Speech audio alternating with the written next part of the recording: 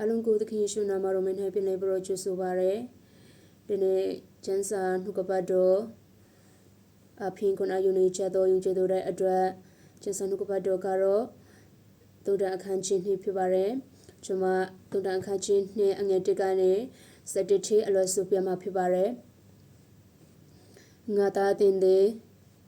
ပညာစကားကိုနားထောင်၍စေတနာစိတ်နှင့်ဉာဏ်ကိုရှာဖွေသည့်တိုင်အောင်ငါစကားကိုနာခံ၍ငါပညာတို့ကိုအထင်၌သူမင်းလင်၎င်းတိပအတတ်ကိုခေါ်၍ဉာဏ်တို့အတန်ကိုလွှင့်လင်၎င်းငွေကိုရှာတတ်တဲ့ကဲ့သို့ပညာကိုရှာ၍ဝထသောဗန္ဒာကိုစူစန်တတ်တဲ့ကဲ့သို့ဉာဏ်ကိုစူစန်လင်၎င်းထောရဖေယာကိုကြောက်တော်တပေါ်၌ကျင်လေ၍ဖျားသခင်ကိုတည်တော်ညနေပေးဆောင်လိမ့်မည်အကြောင်းမူကားဖျားသခင်သည်ပညာကိုပြတော်မူတတ်၏နားလည်နေသောဉာဏ်သည်နှုတ်ကပတ်တော်အဖင်သာဖြစ်တတ်၏ဖြောမတော်တို့အဖို့ပညာဟိတနာကိုသူထားတော်မူ၏တရားသဖြင့်ကျင့်တော်တို့ကိုကွယ်ကားတော်မူ၏မိမိတန်ရှင်းသူတို့သည်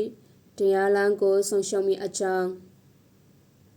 သူတို့၏လမ်းခရီးကိုလုံခြုံစေတော်မူ၏ကျေးဇူးတော်ကြောင့်တင်သည်ဖြောမစွာခြင်းချင်းတရားသဖြင့်စင်ချင်းလေလိုစွာဆုံးဖြတ်ခြင်းမှစ၍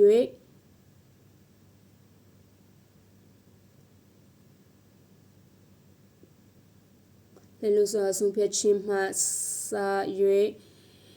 ကောင်းတော်လမ်းရှိသမျှတို့ကိုသိနာလေလိမ့်မည်